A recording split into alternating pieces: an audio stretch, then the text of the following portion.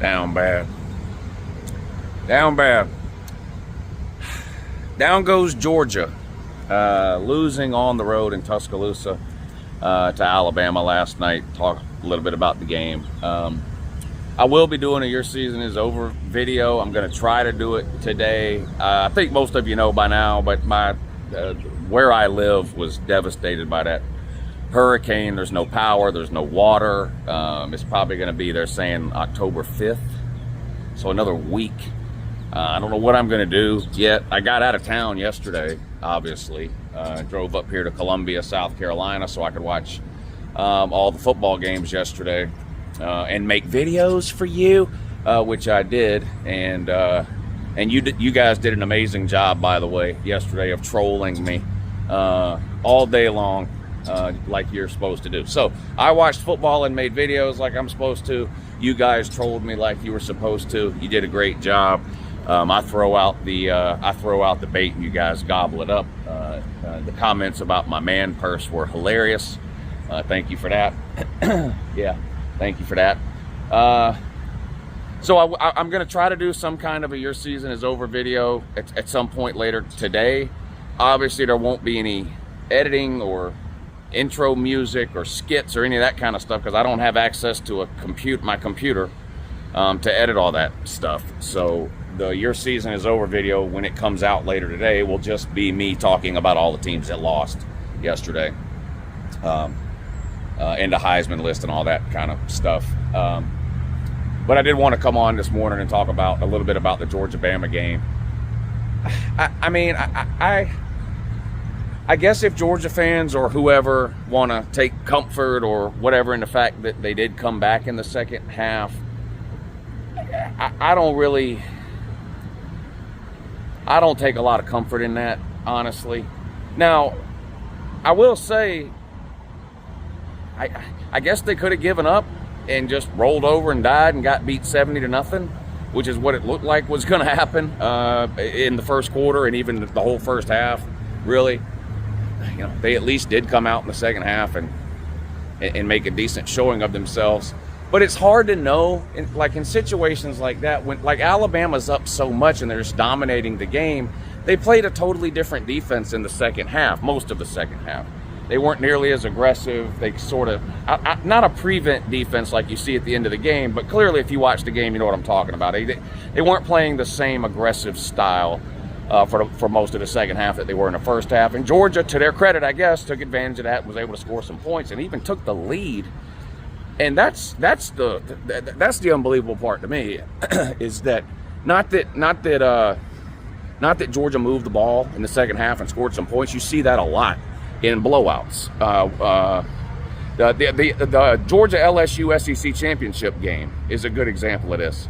Georgia was up 35-7, if I remember right, in 2021 against LSU in the SEC championship game.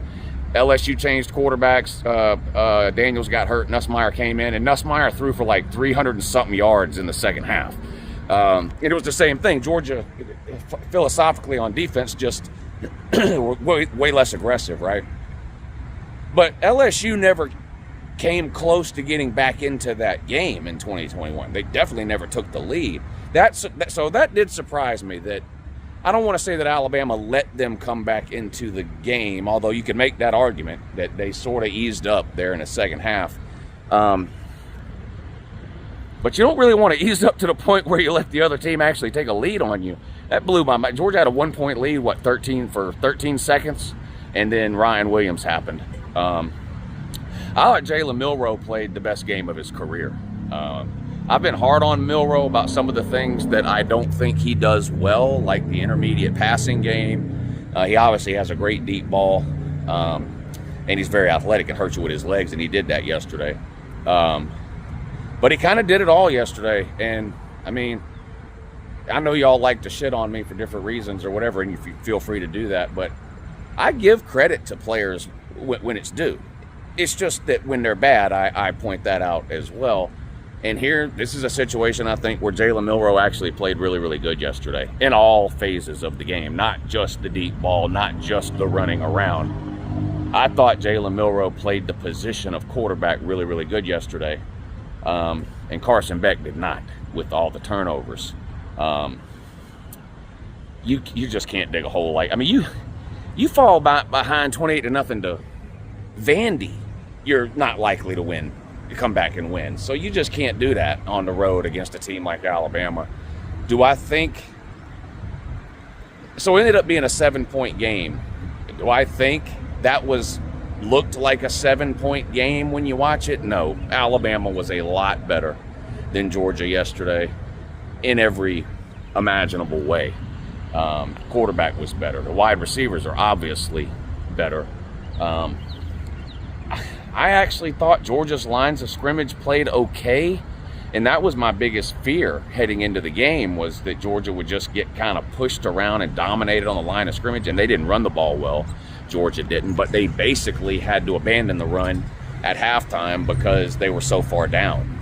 I mean, I do think Alabama won the line of scrimmage battle, but I don't think it was as one-sided or as dominating along the lines of scrimmage as it was last year in the SEC championship game. Where Alabama pulled away yesterday was skill position players on offense. Georgia just obviously does not have the playmakers at wide receiver that Alabama has. Now, no one has a Ryan Williams other than Alabama, but Georgia just lacks any type of real game-breaking player outside the tackle box, whether you're talking about tight ends, wide receivers, slot receivers. Even Georgia's running backs just aren't great. It's not necessary. Like, I don't think Dom Lovett is bad. I don't think Dylan Bell is bad. I don't think Arian Smith might be bad. He had another drop yesterday. I know he had a bunch of catches and a bunch of yards in the second half, but whatever. They don't have the players, on the outside that Bama does. And, this is a bad look, I think, for Kirby in a few different ways. Number one, it's a loss. So that's just never good. Number two, it's another loss to Bama, the only team that he can't beat for whatever reason. He's now 1-6 against Bama, and there's no Saban, Kalen DeBoer. So you let Kalen DeBoer come in to the SEC from the Pac-12, and in his first ever conference game, knocks off the perceived best coach in college football. And it's going to be time to start rethinking that, I think, when you're talking about coaching rankings and things like that. Kirby's a great coach. I love Kirby. I don't want to run him off. I don't want him to go anywhere. I'm happy with Kirby as a coach. But this sort of foregone conclusion that, well, now that Saban's gone, Kirby's the best coach in the country. I think maybe he was from 2021, 2022. I mean, I don't know, but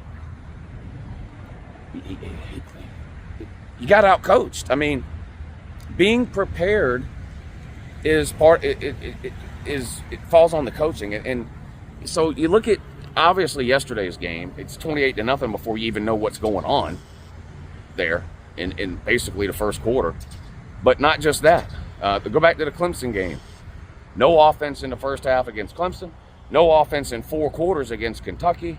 No offense in the first half against Bama. I mean, you're talking 3 Power 5 opponents are now Power 4 opponents. Clemson, Kentucky, and Bama. And you had 2 good quarters against Clemson. And I guess you had 2 good quarters against Bama, but again, Bama's got such a lead at halftime. So you come out in the second half, you got to throw it. The Bama's defense is not nearly as aggressive. You're going for it on 4th down every time, so you pick. So you get some of them. Whereas in the first half, those drives would have been punts. So I struggle to even give a lot of credit to Georgia's offense, even for the second half of the Bama game, because we've all watched enough football to know you get these lopsided halftime scores. You're just not getting the same version of that team in Alabama I'm talking about. Alabama's not going to come out to start the second half the same way they came out to start the first half with a huge lead like that. So I struggle to even really give Georgia a lot of offensive credit even for the second half. They make some plays, yeah. They came back. And really, I guess that'll have to be the takeaway for Georgia fans as far as anything positive from this game, is that it would have been real easy to just tuck tail and run at halftime of that thing. And they didn't. They got themselves back in the game, like I said, and even had the lead. But I think going forward, post Bama game, Georgia's got to find some things out from a philosophical, like top-down point of view. Like, what do you really want to be on offense? Do you really want to keep having the Jake Fromms and the Carson Becks and this at quarterback? Or are you ever going to go out and get somebody that can run around?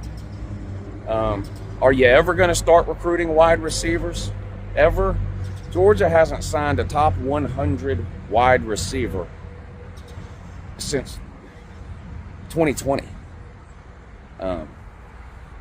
You know, the whole Ladd McConkey thing. Look, that's a lightning strike. Ladd McConkey was a 3-star. He was small. He was undersized. Nobody wanted him. Georgia gets him, and he ended up being a great wide receiver, and he's starting in the NFL as a rookie. That can't be the plan.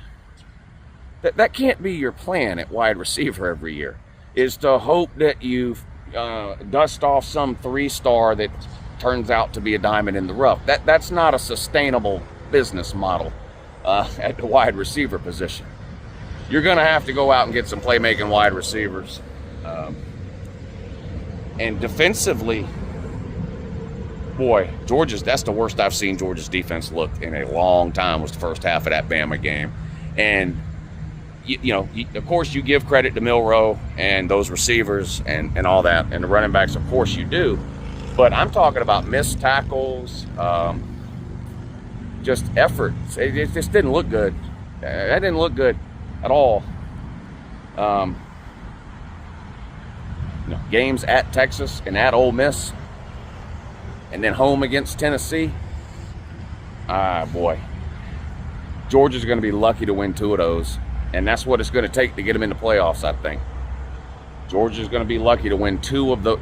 They got to win 2 of those 3, and they got to beat everybody else too. They got to beat Auburn. They got to beat Florida. They got to beat Mississippi State and Georgia Tech at the end of the year, and then they got to win 2 of those 3 at Texas, at Ole Miss, home against Tennessee. And however confident you were in that happening yesterday at noon, you got to be less confident in that happening now. So it sucks to lose. First regular season loss for Georgia since COVID, since 2020. You can't win them all, but man, it does suck to keep losing to Bama over and over and over again. I'm not going to pretend it doesn't bother me. It does bother me.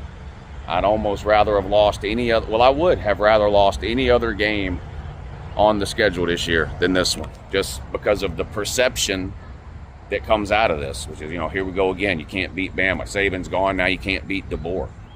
I don't know. So I'll do my best to get a Your Season Is Over video up. I don't know where we're going today. I have to go back home today because the cat is there and the dog is there. We left food and water out for them because we're basically only here for 24 hours. We drove up here yesterday at noon, and we're getting ready to leave now to head back to the war zone in Augusta. And once we get there, I don't know what the plan is or what we're going to do. It's easy to say just get in the car and go somewhere. Well, yeah, but you got pets to think about. There's no gas, so whichever direction you start driving away from Augusta, you got to know you got enough gas to get to wherever there's a gas station, which could be 100. The closest gas to Augusta on I-20. So I-20 runs through Augusta, right? We're in Columbia. So I-20, Columbia, South Carolina, Augusta, all the way into Atlanta. Going towards Atlanta, Madison is the closest exit that has gas. And that's way over an hour away. So I don't know what we're going to do, but I'll do my best to get a Your Season's Over video out, but I wanted to come on here and talk some Georgia Bama this morning. Again, great job with the trolling yesterday. I can always count on you guys for that. So 2 thumbs up there. and have a good morning.